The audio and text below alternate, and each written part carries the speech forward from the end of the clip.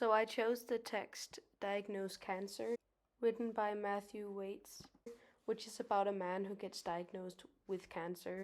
I'll mainly be focusing on his relation to his diagnosis and how he responds or handles it. In the short story, we have a first person point of view, so we hear his unfiltered inner dialogue, but it will seem as though he's speaking directly to us. That's also why the language is quite informal. An example of these unfiltered thoughts could be on page 22, left side, down at the bottom. Cancer was something that someone else got. Everything was something that someone else got.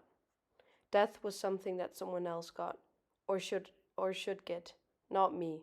I felt the anger then, welling up, familiar and hard. Not me, not me. And this is definitely in a dialogue, because you wouldn't say this out loud to another person. As well as we know that he's also sitting in a car alone. But it could come off to other people as very selfish and self-centered. Though you do as a reader understand what situation he is currently in. Besides the stress that the knowledge of his stage 4 cancer has caused him, he also worries about his family. So on page 22, left side, after the doctor tells him that the best thing that he can do right now is to spend time with his loved ones because stage 4 cancer is uncurable. This quote here, those words made me think of clutching my family towards me and sitting in the sailor until a tornado passes. Only I won't be going upstairs again to inspect the damage once it's finished. So he feels this helplessness, and like he can't be there for his family. The tornado symbolizes the sorrow as well as the financial problems that he worries his family will be in once he's gone. Followed up by this, we also have a quote showing both his hopelessness, as we already see early on in the text, but we also see a foreshadowing to the plot twist that's going to be at the end of the story. But I'd still held out hope. Some last-minute Hollywood reprieve, a mix-up with the result, some entirely innocent and innocuous explanation, but no, this is the real world. It doesn't work that way.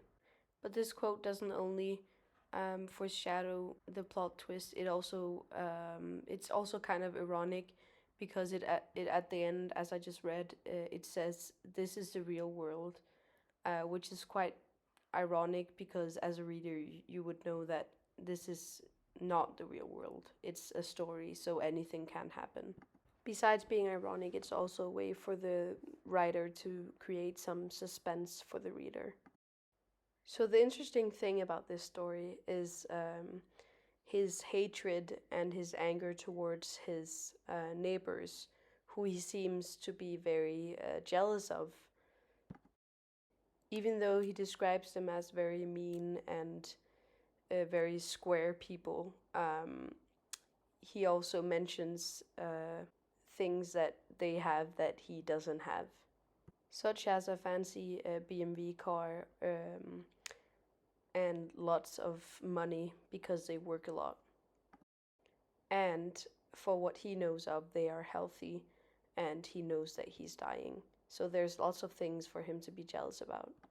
And as earlier mentioned, he puts his anger towards them as sort of to cope with his own sorrow and frustration for his stage 4 cancer. On page 22, left side. Their car was in the drive, a BMW. I stared at it. Why couldn't it be them? Why couldn't they get cancer and not me? They deserve it. They're utter cunts. Life is really fucking unfair. All this anger and frustration of his life situation leads him to committing a crime against his neighbors. This crime is a way for him to get in control of his life again, which he has been gotten taken away from him due to this sudden stage 4 cancer that he gets diagnosed with. So there's a quote on page 25 on the right side. He did everything that I asked. I watched him to do it. Eventually, he looked up. I've got nothing left, he said. Good, I said. Now you know how I feel when it was his turn to have his throat ripped.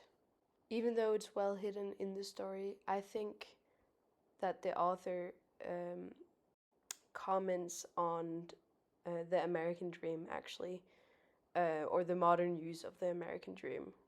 It could also be materialism, or perhaps you could also call it greediness.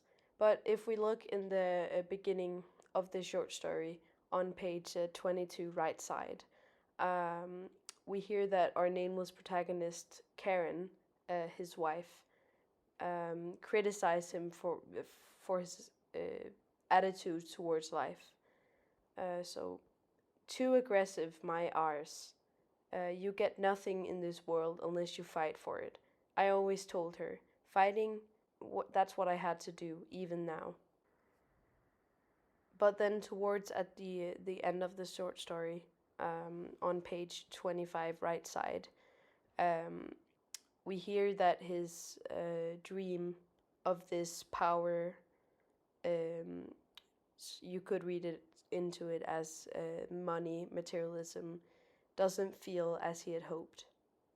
So, and I had felt that slight acceleration of power when I had watched the life drain of Deed's body, but now I just felt nothing. Irritated, if anything, because of it. What a disappointment. So instead of being with his family and his loved ones, he chooses to do this crime to save his family later on when they'll need the money. But instead of gaining power, he experienced impotence. And at the end of the day, or at the end of the short story, this materialism dream of these of being able to help his family, provide for his family, is what breaks him. Because we don't know what will happen to him, of course, but we do know that he's in some sort of trouble because of his greediness.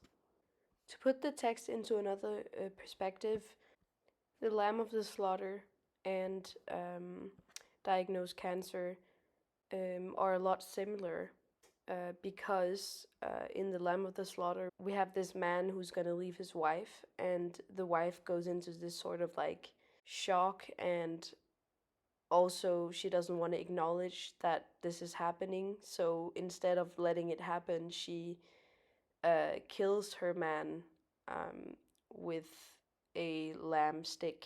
In both the stories, their actions are very impulsive and nonetheless not like them normally. And it's their outer circumstances and frustration that drives them to do this crime.